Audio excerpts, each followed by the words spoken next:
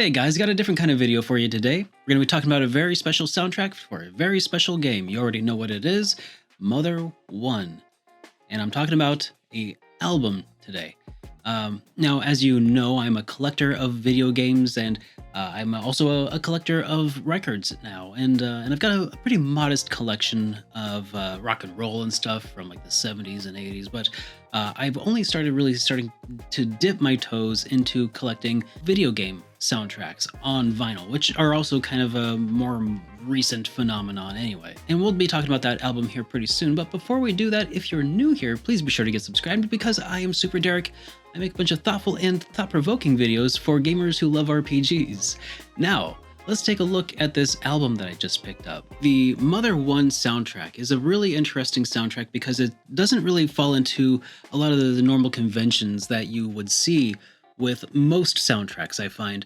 When I think of a soundtrack, generally my first thought is of maybe an orchestral version of a Dragon Quest soundtrack or something like that, where they took the original music and they had it done by a big orchestra and made a big production out of it, right? The other way that you might do that is that if it's like a Persona soundtrack, you had some really great CD quality audio already made and licensed for your game, and then you just put it onto a soundtrack and release it that way. The other way that you might have seen also is that sometimes you'll just get a rip of the game's music itself directly ripped out of the console for like something retro, and then you have like the 8-bit or 16-bit audio on an analog format, which is kind of an interesting choice. we'll say it's an interesting choice, but it's not a bad thing, just different, right? And then you have what Mother has done, or did, back in 1994 when this was released, presumably alongside of Earthbound. At least that's the copyright on the record that I have right now, is 1994. And it was also re-released in 2015 around the time of the Wii U release of Mother on the Virtual Console. So pretty interesting times to be releasing an album like this.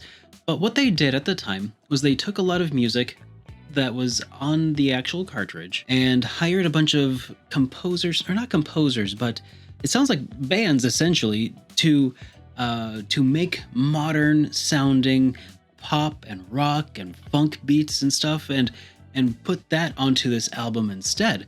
You know, Earthbound is kind of or Mother rather, is an interesting RPG because it takes place, well, for a multitude of reasons, but one of those things is that it takes place in a modern era, and the soundtrack itself was created as a sort of way to further drive that home, because it sounds like these were like pop music. They were pop songs. They weren't quite what I would call city pop or anything like that, so don't get your hopes up too high for that if you're a city pop fan, as I am. But it is like, gosh, it sounds like some of the songs sound like Huey Lewis and the News, and well, I'll play a few bits of it here and there throughout this video so you can kind of get a feel for it. Obviously, I can't play too much because of DMCA strikes and all that stuff. It is published by Sony after all, and we all know how Sony feels about me using Mother songs in my videos, so they'll be very brief just for the purpose of commentary and review. I wanted to talk a little bit about the music itself, though. Everybody's probably already heard and is well familiar with Pollyanna, the version that has lyrics. That's the big famous killer app of the album, if you will. And if you like that song, then you've really got a lot to look forward to, because there's other songs that are very similar in tone to Pollyanna they're also on this album. One of my favorites was Paradise Line, which is the one that I thought of immediately, having sounded a lot like Huey Lewis and the News.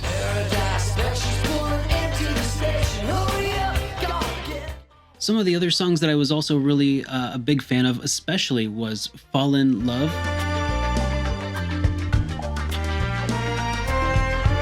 which is on the side C of the second record. And Snowman, I think, was also really great.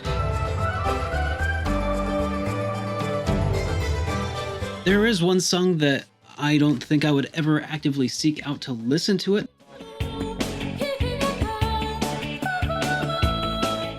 It's not bad, but it's just one of those things that I would never skip to it, and I would never really bother to get up and skip away from it either.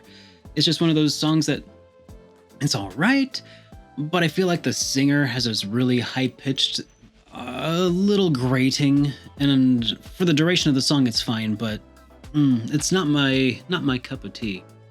Though I will also say that I did mention that besides all of the songs that they had turned into pop songs and rock songs from the early 90s, late 80s sound, they also do have one side of the second album, of the second disc, the second record, that does contain a bunch of, like a medley essentially, of the original music from the NES.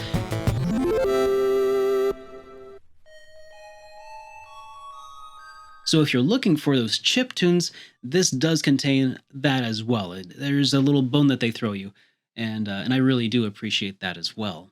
Beyond the music, because I am a collector, I like having things, I like how this looks. I mean, let's be real here. A lot of the reason people buy albums is to have the big, gorgeous art and to be able to like put it up on a wall and have it visible and to listen to and to go through the process of, you know, taking out the record and putting it onto the turntable the way you would similarly take out a cartridge and put it into your console. I feel like because of that, there's a lot of overlap between the people who would like physical CDs for music and people who would like physical CDs for games. The album itself, it's very iconic. It looks very nice. In fact, since I bought this, I've already noticed another YouTuber actually who just has this up on his shelf behind him. It's not a video game channel at all. He just happens to also have it. And I think that that's just really cool and speaks to the iconic look of this record. On the back, we've got the children from the commercial for Mother 1 just hanging out on the back here. And I will say that the print on the back here, like the text is fine. I think it's a little garish, the color selection that they had here, but I feel like the artwork itself is a little grainy, a little low resolution. It would have been nice if it had been used as like maybe they'd taken a picture instead, like a film photograph that can be upscaled as opposed to what looks like they probably used a lower resolution photo. I don't know how well that comes across here, but you can definitely see some of that graininess, especially in person. So if you were hoping for some really high quality production quality of the back photo here, it is nice. It is better than just like a JPEG, but it looks like a JPEG that was scanned in to a computer back in maybe 1994. I'm not trying to dog on it. I'm just saying, you know, it's not what you would look for in a modern record release. And I guess that's because this isn't exactly a modern, this is more like a re-release of an older record. Inside the album artwork itself, we have a fold out here of all of the track lists for both of the sides of the record. Over here we have all of the lyrics for each of the songs that are included. Just some credits on the end over here talking about the recording studios, the little tiny logo for Ape Software, and all of these interesting character models that they made out of clay back in the day. I think those are so great to have. I do also want to mention that I think it's interesting how we have these characters are all written in Romanji. Yeah, Romanji. So like we've got this old farmer dude. His name, according to this, is Oji-san. In Japanese, that would mean like old man or grandpa or gramps or something. And then we got Oni-san, which a lot of you already know probably means brother.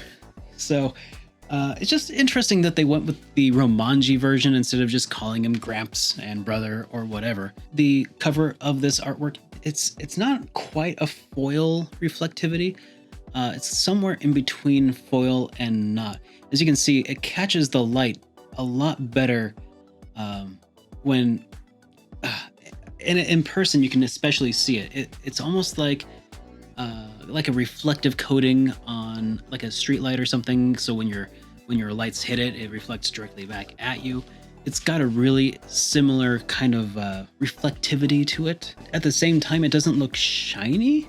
It's not glossy, which is kind of interesting. Like it's the same amount of gloss as the rest of the record, but it just catches a little more. And I don't understand how that works. And I like it a lot. I think it's awesome.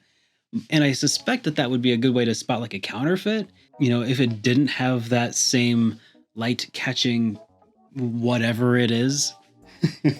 Let's go ahead and take a look at the actual records themselves. I've got one still in my record player, and I should mention that my record player doesn't really like these records very much. I've got a very automated, a very automatic kind of record player that when I close the lid, it scans the top of the record and tries to find out where the different tracks are. But because of the coloration of the records and the one of them is also a little bit translucent, it cannot find the breaks very easily. So I have to switch it over to manual mode. So if yours has a similar feature, you'll also have to switch it into manual mode rather than having it auto-detect the record size and speed and track placement. This is the first record in the album. Looking at side B here, this is what side A looks like, very similar on both sides. It's got this very, I want to say Neapolitan ice cream, but it's not Neapolitan ice cream. It'd be more like sherbet, essentially. That pink, green, and white. It looks like it'd be delicious. Sherbet ice cream. And I don't know why they chose these colors, but it looks really nice. I'm not opposed to it. And I'm not sure how well this is going to pick up on screen, on camera, but this is also a very translucent sort of record. I don't know how well that picks up, but it's not opaque. It's almost like, those green Lego that you could get, those green clear pieces of Lego. It's a lot like that. I don't know why the two albums, or the two records within the albums, don't match. I mean, I got mine secondhand, so it could be a case of somebody had one record of one style and one of another. I have no idea. But I kind of like this style a little bit more. I think it's really cool. So not really much of what I would call an audiophile. I'm more of like an enthusiast, than anything. And I mean enthusiast in the sense that I'm just enthusiastic about music. I'm not an RPG aficionado. I am an RPG enthusiast. I see RPGs and I'm just excited about them, and I see these records and I'm just excited about them. If you are an audiophile out there and you're like, oh, you're not enjoying this music the proper way, okay, that's fine. I do enjoy it the way that I enjoy it, though, and that's really all that matters to me. And if that bugs you, then hey, go listen to music the way you like to. But anyways, I hope that this was interesting to you guys and maybe even showed you guys that there's some really cool stuff out there. There's a few other soundtracks that I'm really wanting to get my hands on, and I'll show those to you guys at a later point. But I gotta get them first. So until then, take care, everybody. And in case you're new here, please be sure to get subscribed, because again, I'm SuperDerek. I make thoughtful and thought-provoking videos for gamers who love RPGs, and I'll see you in the next one. Have a great day, everybody.